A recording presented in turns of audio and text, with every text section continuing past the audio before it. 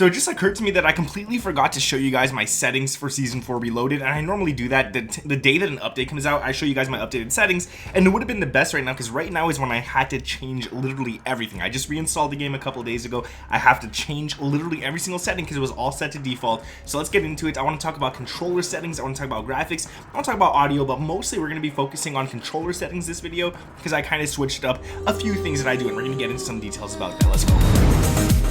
So if you're a controller player, yeah, you can watch this part for sure. If you're not a controller player, I suggest skipping ahead to the video. I'll probably talk about graphics, audio, all that kind of stuff in a second, but there's some very important things in interface as well that a lot of people don't think of, and we're going to go into that as well in just a second here. But first, like I said, I want to go into controller. I want to show you guys what I have and pretty much what I do. Now, I play on PC, so I don't know if all these options are on console. If anybody's playing on console, please let me know if like all these things, like if you're watching this right now and you know for a fact that this is on console, let me know down in the comments. Or if you know if it isn't on console, let me know down in the comments, please. I would really appreciate that. So basically for my button layout, we got pretty much everything set normally, except for I jump with R3 and stuff like that, but we don't really have to change that in the button layout right here. Well, actually we do. We could go right ahead and put this on stick and move flipped. I like that a lot. And then pretty much I have it set to custom because I kind of just changed it myself, but I like to jump and mantle and all that with R3, which means that when I want to use my knife or whatever, I gotta use X on my PlayStation 5 controller. That's what I play on. I think it's A on Xbox, but yeah, it's pretty much it right there. We got bumper ping off, we got flipped on. Now I don't know why it's locked. I don't understand that. I think because I customized these here, but I do play with R1 and R2, L1 and R1 to shoot and aim, and then I use my lethals with L2 or with R2, and I use my tacticals with L2. I messed that up completely, but you guys know what I'm talking about. And I just play flipped pretty much. I like that a lot. Controller vibration, turn this off, guys.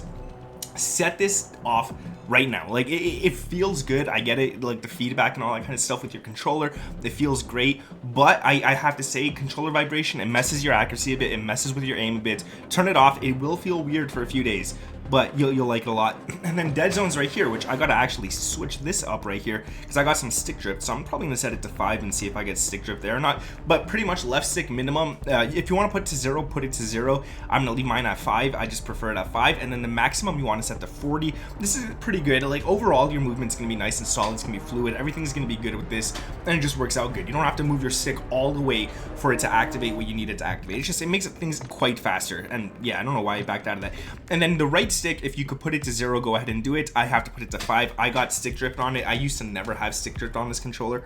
I've had it for like 2 or 3 years without it, and then finally it struck me like a month ago and I got stick drift. I do, whatever, it is what it is. And then set it to 100 for the max on that one right there. Now the aiming, all right, so my sensitivity, I put it back at 9 just for the sake of this video. I don't play at 9 anymore, guys. I actually play at 7, and the reason I play at 7 is because I just feel like it's really good. Now kind of contradicts what I used to say. I used to say don't go too low, because if you go too low it's really hard to turn on people.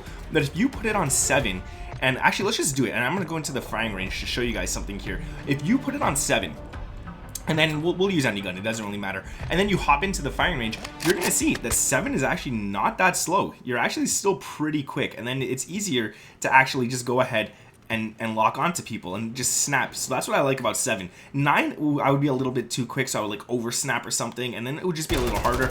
But oh my god, this gun has a lot more recoil than I remember, and it just pretty much 7 just feels really good. So that's why I went ahead and switched it. But for the sake of this video, I'm gonna say 9 is nice. If you're playing really high, put it to 9 and then start going lower from there. Get to like 7 or 6 and you're gonna be set at that right there. I actually like it a lot. And then sensitivity multiplier, all this doesn't matter too much. Aim response curve type, I play at linear, you can play at dynamic. I switched this a couple of times. I don't know, I find them, once I get really bad at aiming, like once I play for a long time on the same settings, like let's say a month or something, and I see that I'm becoming stale, that's where I'm going to switch up my settings, and this is the first thing I'll go ahead and switch. And it keeps me more active, it keeps me more into the game and stuff like that, and it just makes me a better player, always changing my settings and stuff. I don't know how to explain it, you guys. It is what it is. Now custom sensitivity per zoom, I used to change these all the time, all of these ones here and stuff.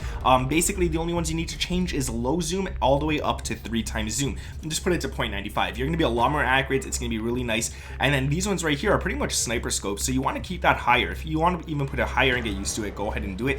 It's good for quick scoping. If you're hard scoping, it might be a different story, but if you're quick scoping and stuff, it's good to have these set to 1 and these set to 95 for regular guns and stuff. So that's going to be that right there. We're not done. I have my target aim assist on. Obviously, people always say, oh, why do you play with aim assist? Why don't you play with aim assist? That's weird. Why would you play with a controller and then put yourself at a disadvantage? You're already at a disadvantage with a controller when you look at accuracy and stuff like that. Like a mouse and keyboard player who plays as much as a controller player will have better accuracy, and it's because they use their whole arm and they got way more motion, way more stuff. We got sticks. We literally got sticks. Turn on aim assist. Don't be a weirdo. Don't try to be cool by saying you play without aim assist. I don't care. Honestly, I don't care. And then Black Ops is what I play on aim assist wise. A lot of people are saying precision is nice, focusing is nice. They are nice. I'm just used to Black Ops, so I kind of just leave it on that.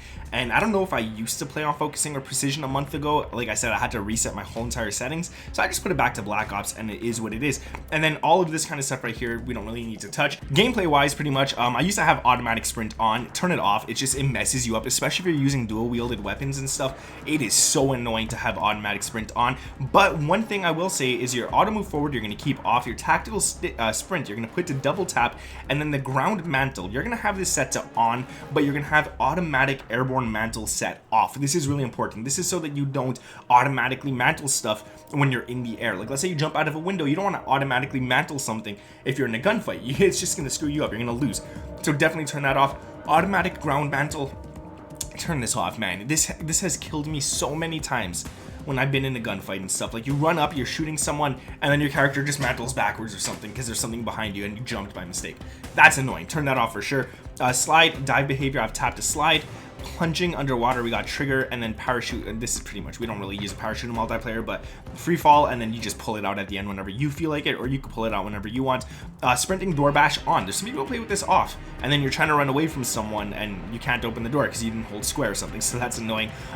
Ledge climb behavior, movement based. You don't want it on mantle only. You definitely want to be able to move up there.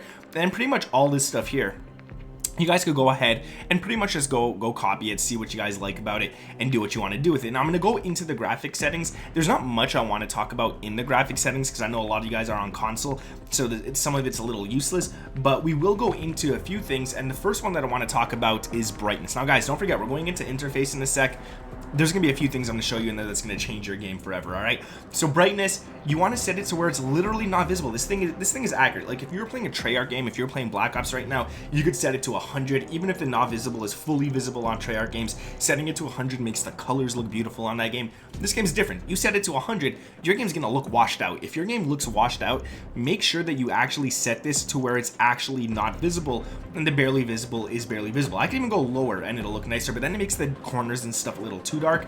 So I set mine to around here. This looks really nice on my monitor. Try to match something like this and your game will look a lot better. And pretty much that's it. Now there's quality as well. If you guys aren't on PC, you could go here. I'd rather put my render resolution up and keep my texture resolution low. So I put this up to 130 sometimes. And right now I'm just leaving it at 124, and then I put this to low because I really don't care about this too much. If you put it higher, it uses a lot more. You get less FPS basically, but yeah, that's pretty much it right there. I'm not going to talk too much about this because I know you console players don't get this option right here, but I'm pretty much play high and ultra for everything else, pretty much. So it works out for me. I could still get almost 200 FPS, 150 FPS, depending on what I'm doing and what's running in my background and stuff. Like right now when I'm recording, I'll never hit 200 FPS, but if I turn everything lower, I'll probably hit 300-400. That's what I used to hit consistently, so it's not bad. And then field of view, I play at 112. I like 112. It is what it is. ADS field of view, you always want this on independent. Don't put it to affected. Independent, just you'll see it's gonna be a lot nicer. And then all of this stuff down here, you want this off, all right, or to the lowest where you could put it. World motion blur off, weapon motion blur off, film grain 0, first person 50 is the least you could go, third person 50 is the least you could go, unfortunately, but that's exactly where you want to go. And then inverted flashbangs, I actually put this on. It makes the flashbang dark instead of white, and it's such an eye saver. Like, if you have it set to white and you get flashed a lot, especially if you're like me and you play a lot of small map mosh pit, it's annoying, man. Well, I play mostly search and destroy, but I never record search and destroy. But when I'm recording, I'm playing small map mosh pit, and there's a lot of flashbangs, so I set that to inverted, and it works out nicely. Now I want to say, before we actually, let's go into audio quickly, just really fast here, and then we'll go into the interface right there. So the master game volume, you're going to want to set this to 100, dialogue volume 80, effects volume 100, cinematic music volume 70, war tracks volume, again, this, you can set this to 0 sets, whatever you want. War tracks doesn't bother me. We're on multiplayer, you don't hear that too much. Gameplay is literally everything. The dialogue is the soldiers talking to each other. The effects is your gunshots, footsteps, flashbangs in the distance, literally everything that you want to hear is effects. So have that to 100. And then cinematic music, I put it to 70. I used to put it lower.